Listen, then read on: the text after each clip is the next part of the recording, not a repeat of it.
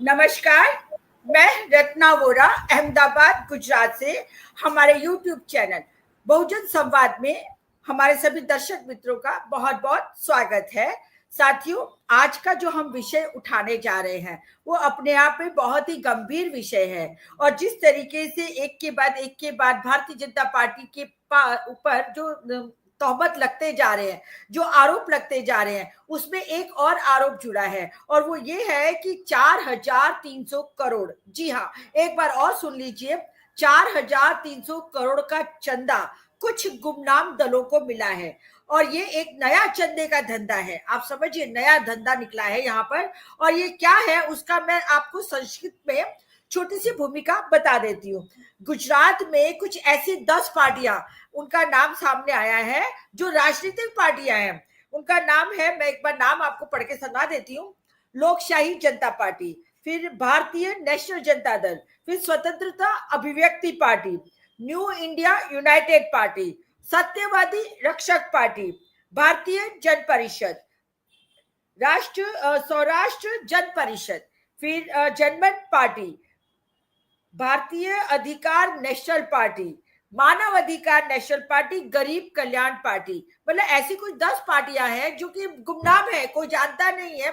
उसके बावजूद भी ये पार्टियां हैं, उनका रजिस्ट्रेशन हो चुका है। अब इन पार्टियों को 5 साल में, पिछले 5 साल में 4,300 करोड़ का चंदा अभी तक मिला है। अब ये चंदा किसने दिया और ये चंदा कहाँ गया, उसके बारे में कोई नहीं जानता है। अब इन लोगों ने जो अपना खर्च बताया, 39 लाख का खर्च इन्होंने बताया है। और उसके बाद इन्होंने जो ऑडिट रिपोर्ट में बताया, ऑडिट रिपोर्ट में लगभग 3,500 करोड़, समझे कि 4,300 करोड़ का चंदा मिला। और ऑडिट रिपोर्ट में उन्होंने बताया कि 3,500 करोड़ तो इन्होंने खर्च भी कर दिए। कहाँ खर्च किए, किधर खर्च किए, कैसे खर्च किए, कोई नहीं जानता है। मतलब 4,300 में से 3,500 करोड़ अगर निकाले जाए तो लगभग इन्होंने 800 ही करोड़ बचा है, बाकी सब खर्च कर डाला है।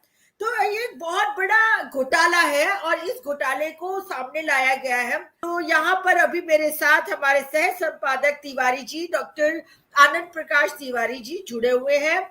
मैं उनसे निवेदन करती हूँ कि जो हमारा आज का विषय है, 4,300 करोड़ का चंदा गुमनाम दलों को मिला, ये चंदे का धंधा है, उसके बारे में आप क्या कहना चाहते हैं? जी, आनंद प्रकाश तिवारी जी। जी बहुत बहुत धन्यवाद। इस बीच खुलासा दर खुलासा हो रहा है और ख़ास करके जब से 2014 के बाद जब से सरकार आई है, तब से इस स्तर तक, इस कदर तक फर्जीवाड़ा हो रहा था। और वो सारा फर्जीवाड़ा देश के नाम पर हो रहा था, देश प्रेम के नाम पर हो रहा था, देशभक्ति के नाम पर हो रहा था और लगातार होता चला जा रहा था।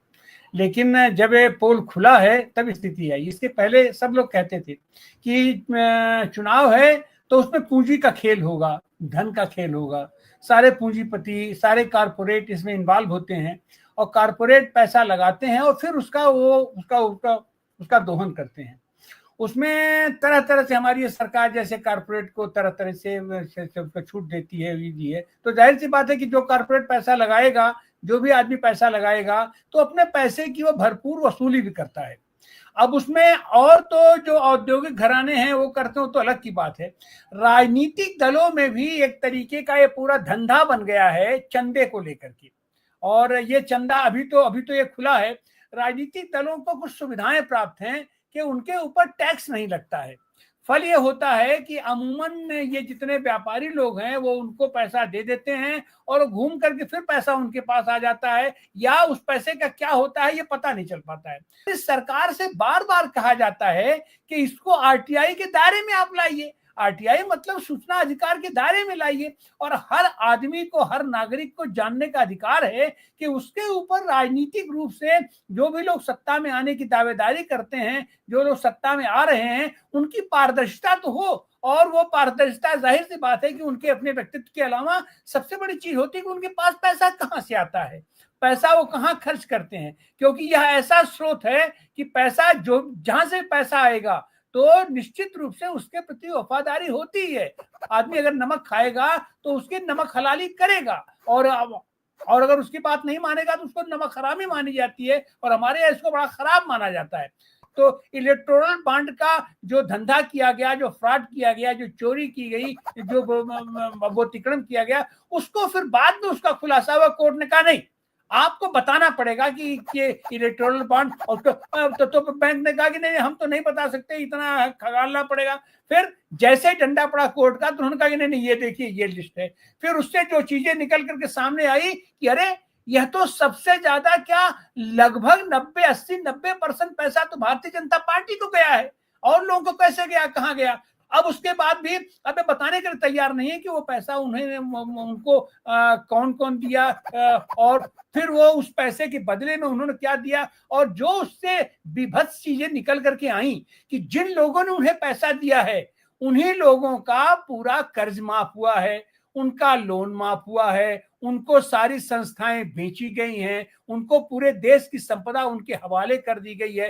भेल सेल डेल जो भी आप उठा करके देखिए सब उनको बेचा गया है, और देश को कंगाल कर दिया। तारीख में भी पीएम केयर फंड के रूप में इन्होंने पैसा किया, नोटबंदी के रूप में इन्होंने पैसा किया, ये इलेक्टोरल बॉन्ड के रूप में इन्होंने पैसा किया। और इस सब के बावजूद सबसे बड़ी बात तो अभी जो खुलासा किया है ट्रंप ने वहां से कि $21 मिलियन पैसा मोदी जी को दिया गया, व्यक्तिगत रूप से नाम ले रहे हैं, मोदी जी को दिया गया, यहाँ का चुनाव प्रभावित करने के लिए दिया गया।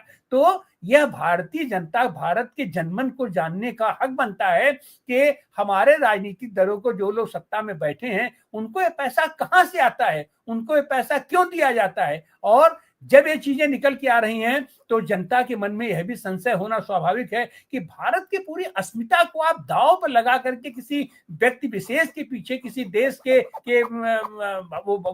वो तानाशाह के आगे आप अपना दुम हिला रहे थे। ये दुम हिला रहे हो, ये भारतीय अस्मिता का खेल है।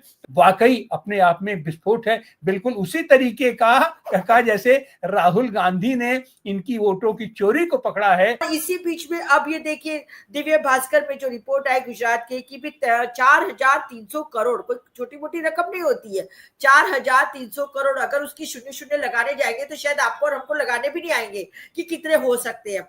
इतना सारा करोड़ का चंदा पिछले 5 साल के अंदर सिर्फ और सिर्फ 10 ऐसी गुमनाम पार्टियों को मिला कि जिनको कोई जानता ही नहीं था। और अब आप क्या कहना चाहेंगी कि ये क्या सचमुच ही वोट चोरी करने का एक और नया रास्ता निकला हुआ है, भ्रष्टाचार करने का, और ये पैसा कहाँ से आया और कहाँ गया कुछ पता नहीं चल रहा है। तो आप अपनी टिप्पणी दीजिएगा, जागृति रहेगी। धन्यवाद रत्ना जी, और सभी पैनलिस्टों को और बहुजन संवाद के दर्शकों को नमस्कार। ये बहुत ही गंभीर मसला है, और हमारे लोकतंत्र को कैसे कैसे हाईजैक किया गया है, किस तरह से लोगों के, जो जनता के जो प्रजातंत्र में हक है, उसके ऊपर डकैती डाली है। ये चोरी नहीं है, अब ये डकैती है, डकैती डाली जा रही है। उसका ये एक और नमूना हमारे सामने आया है, और बहुत ही विभत्स नमूना है, जिसका अंदाज तो हम लोगों को है ही कि जिनके पूरे 600 जिलों में आलिशान 5 स्टार होटल की से भी महंगे ये बन रहे हैं, ऑफिसेस बन रहे हैं पार्टी के, एक ही पार्टी के, 90% चंदा उसी के खाते में जा रहा है। ये डेटास बता रहे थे पहले भी। और उतना ही नहीं, जो इलेक्टोरल बॉन्ड का पूरा घपला हुआ, उसमें चाहे भले ही उस पर रोक लगी हो, लेकिन वो पैसा उनसे वापस नहीं लिया गया। तो ये सारा अंदाज तो था, लेकिन और कोई भी व्यक्ति जो विधानसभा का भी चुनाव लड़ा हो, लोकसभा का लड़ा हो, वो ये बात जानता है कि ऐसे डमी उम्मीदवार खड़े किए जाते हैं, ऐसी तमाम लोगों को जिनके माध्यम से अपना खर्च जस्टिफाई करते हैं उम्मीदवार, बड़ी पार्टियों के उम्मीदवार। और साथ में वो पैसे जो है उनको इसलिए भी दिए जाते हैं कि उनका वोट जो है काटने का, विपक्ष का वोट काटने का, मिलते जुलते नामों वालों को खड़ा किया जाता है, या और तरह की टेक्निक्स इस्तेमाल की जाती हैं। और आप देख लीजिए कि किस लेवल की चोरी है, किस लेवल की चोरी है कि 4300 करोड़ रुपए मात्र 5 साल के अंदर 10 गुमनाम पार्टियों के नाम से चंदा दिया जाता है। और एक एक जो चंदा देने वाले लोग हैं कोई बैंगलोर से है, कोई यूपी से है, कोई महाराष्ट्र से है, वो गुजरात चुनाव में पैसा दे रहा है इन पार्टियों को और सीधे सीधे 3-3, 4-4 करोड़ रुपए दे रहा है। और उनसे जब सवाल पूछा उनकी पत्रकारों की टीम ने जाकर कि आप ये पैसा जो आपको मिला है ये कहाँ से मिला और ये आदमी कौन है दानदाता, तो कहते हैं हम नहीं बता पाएंगे, वो हमारे सीए बताएंगे। ये जवाब दिया उन लोगों ने। आप सोचिए 43 कुल उम्मीदवार इन लोगों ने खड़े किए हैं, कुल 43 उम्मीदवार इन लोगों ने खड़े किए जिनको कुल 54,000 वोट मिले हैं। अगर आप घर में कुत्ता रखे और उसका रजिस्ट्रेशन नहीं कराएं तो 5,000 रुपए जुर्माना है। आप गाड़ी लेके निकल रहे हैं और आपका अगर लाइसेंस जो है रिन्यूअल नहीं हो पाया है तो उसका आपका तुरंत 5,000 का जुर्माना है। आप इस तरह के देश में रह रहे हैं जहां हर कदम कदम पे साधारण आदमी से जुर्माना वसूला जाता है, टैक्स वसूला जाता है। उस देश में ये पार्टियों के नाम पे ये जो चल रहा है, ये सीधे सीधे मैं कह रही हूँ कि आम आदमी के पेट पे लात मार रही है ये राजनीति। देखिए सच्चाई यही है कि तीन जो व्यवस्थाएं हैं ना इस देश की, पहले नंबर पे कारपोरेट की लूट चल रही है जो जमीनों पे आपके कब्जा कर रही है और आपके बैंकों को हथिया रही है। अभी 2 दिन पहले ही आप देख लीजिए कि अनिल अंबानी के घरों पे छापा पड़ा है, उनको फ्रॉड घोषित किया है, लेकिन इस देश का कोई बैंक ऐसा नहीं है जिसने उनको मोटी मोटी रकम लोन में ना दी हो और जिसको वो खाकर पचाकर दिवालिया घोषित करके भी राफेल जैसा जो है डील में शामिल हो जाते हैं और देश की सेना के लिए आयुध बनाने के ठेके उनको दे दिए जाते हैं। इस लेवल पे वो खा रहे हैं, अडानी अंबानी ये लोग लूट रहे हैं। दूसरी, ये चंदे के नाम पे एक पार्टी बनी हुई है जिसने इस तरह का तंत्र बैठा रखा है कि आप समझिए कि आज पढ़ा लिखा बेरोजगार युवा इन पार्टियों की नौकरी करने के लिए मजबूर कर दिया जा रहा है क्योंकि कोई और जॉब नहीं है, किसी और के पास पैसा नहीं है। ये मीडिया के मतलब ट्रोलर मीडिया के नाम पे और अपना मीडिया चैनल चलाने के नाम पे, चुनाव के प्रबंधन के नाम पे और तमाम चीजों के नाम पे अब ये नौकरी देने वाले लोग रह गए। कोई फैक्ट्री लगाने की, कोई और कुछ काम करने की जरूरत नहीं है। बड़े बड़े IITians जो है जाके पार्टियों की नौकरी कर रहे हैं, JNU के बच्चे जाकर इनकी नौकरी कर रहे हैं। तीसरा जो है हमारा गोदी मीडिया तैयार किया गया है जो पूरी तरह लूट रहा है देश को। तो ये तीनों को पहचानना जरूरी है। हमारे लोकतंत्र को इन तीनों ने मिलकर हाईजैक कर लिया है। हमने आज जो संवाद में रखा हुआ विषय कि 4,300 करोड़ का चंदा गुमनाम दलों को मिला, ये चंदे का धंधा है, इसके विषय पर आप कुछ बताइए। जी सलीम खान जी। बार बार ये बात कही जा रही है गुमनाम पार्टियां, तो गुमनाम किसके लिए है? गुमनाम आपके लिए है, हमारे लिए। हमको उससे क्या मतलब है? हमको उसको ना तो वोट देना है ना तो उसको चंदा देना है। लेकिन जिनको चंदा देना है और जिनको चंदा दिलवाना है उनके लिए ये पार्टियां गुमनाम नहीं।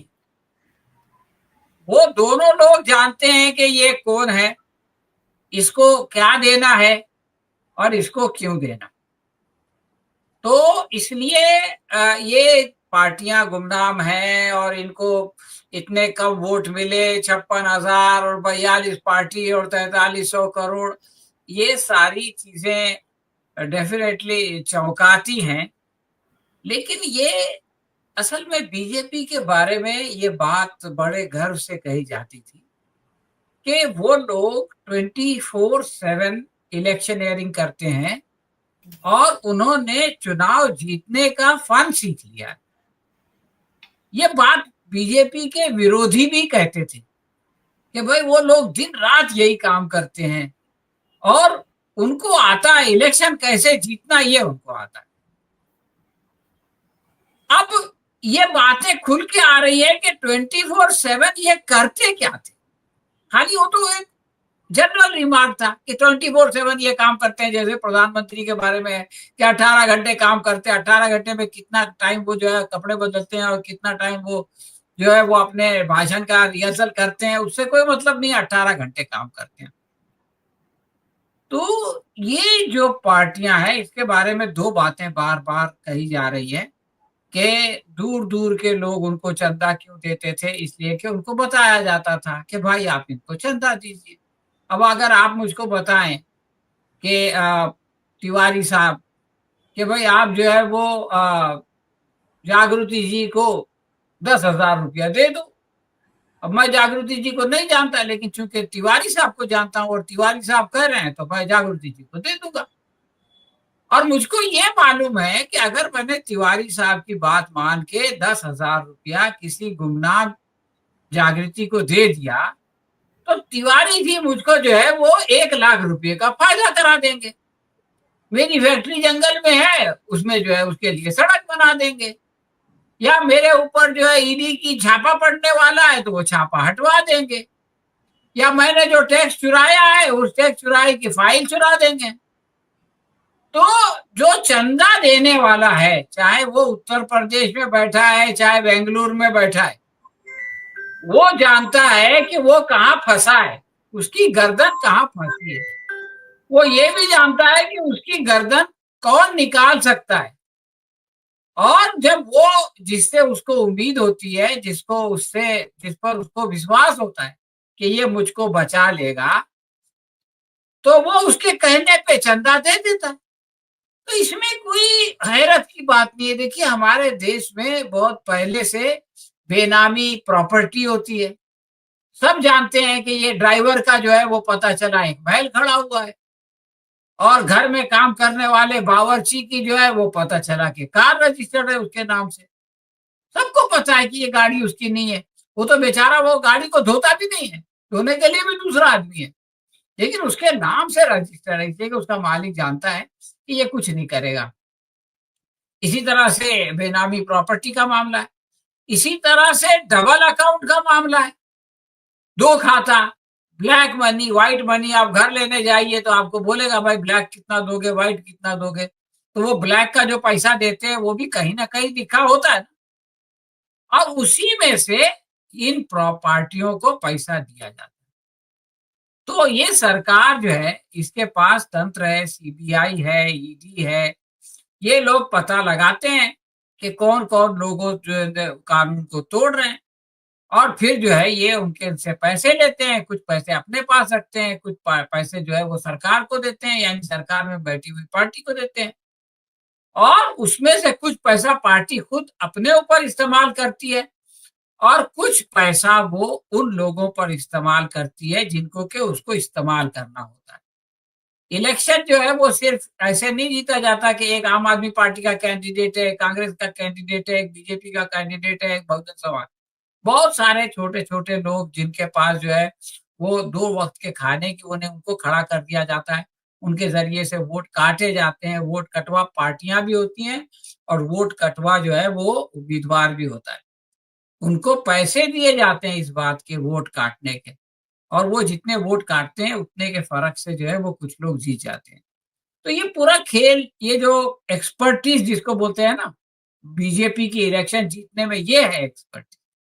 जैसे एक चोर है तो उसकी एक्सपर्टीज होती है कि वो जो है वो महारत से आपकी जेब काट लेता है, उसकी महारत।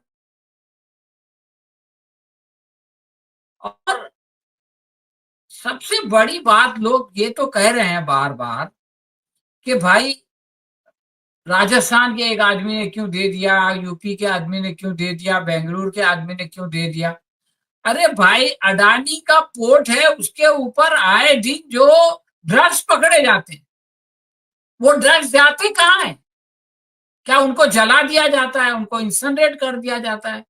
और एक बात तो पक्की है कि अडानी का पोर्ट अगर है और उस पर अगर जो है वो 10,000 करोड़ का या 40,000 करोड़ का ड्रग पकड़ा गया है, तो इसका मतलब यह है कि वो टोटल ड्रग का 5% 10% है। इसलिए कि सब तो नहीं पकड़े जा, टोटल तो नहीं पकड़ा जाएगा, इसलिए कि वो अडानी का है, दिखाने के लिए कुछ पकड़ लेते होंगे एक्सेप्शन के तौर पे। तो वो जो पैसा है, वो जो ड्रग्स है, जिसके जरिए से पूरी राष्ट्र को, सारे युवाओं को जो है खोखला किया जा रहा है, उसकी आमदनी कहाँ जाती है? उसकी आमदनी इन्हीं कामों में जाती है। अब वो पैसा दे दिया किसी को, उसने इसको भेज दिया। तो ये जो है वो एक खतरनाक खेल है जो ये लोग खेलते रहे हैं सत्ता में रहने के लिए। अभी मोहन भागवत साहब ने कहा कि संघ में आएंगे तो आपको कुछ नहीं मिलेगा, बल्कि जो कुछ आपके पास है वो भी चला जाएगा। तो ये हाथी के दांत है। लेकिन सच्ची बात यह है कि ये लोग सारी चोरी चकारी से सत्ता में आना चाहते हैं ताकि चोरी चकारी कर सके और ऐश कर सके और यही खेल चल रहा है। खुशी की बात यह है कि इनके खो जो है वो एक के बाद एक भेद खुलते जा रहे हैं और इससे लोग बोल रहे हैं कि चुनाव आयोग क्यों नहीं करता, चुनाव आयोग क्यों नहीं करता। भाई चुनाव आयोग सो रहा है, चुनाव आयोग सो नहीं रहा है, चुनाव आयोग जाग रहा है। वो सोने की एक्टिंग कर रहा है और एक्टिंग भी नहीं कर रहा है।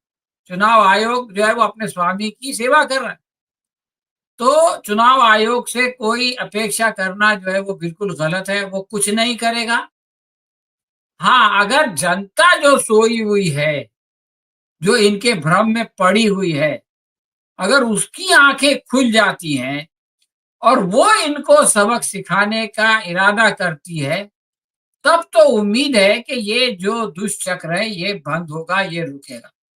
और अगर जनता फिर से जो है वो इनकी बातों में आ जाती है, घुसपैठियों के पीछे पड़ जाती है इनको छोड़ के, जो कि मौजूद ही नहीं है, तब जो है वो कुछ नहीं हो सकता। तो जरूरत इस बात की है कि जो भ्रामक मुद्दे भाजपा उठाती है और जिसके जरिए से लोगों का ध्यान भटकाती है, उनकी तरफ से लोगों को जो रियल इश्यूज हैं उनकी उससे लाया जाए और उसके बारे में उनको जो है वो सीरियस किया जाए और उस जन जागरण के जरिए से ये जो मुसीबत इस देश पे मुसल्लत हो गई है उससे जो है वो जनता को छुटकारा दिलाया जाए, इस देश को छुटकारा दिलाया जाए। जब तक वो नहीं होगा तब तक जो है वो कोई उम्मीद की किरण नहीं है। और मैं पुरुमीद हूँ और मैं आशावादी हूँ। मुझको ऐसा लगता है कि जिस तरह से चल रहा है मामला, जिस तरह से इनके एक के बाद एक राज खुल रहे हैं, जनता जो है वो जागेगी और इनको सबक सिखाएगी जब उनको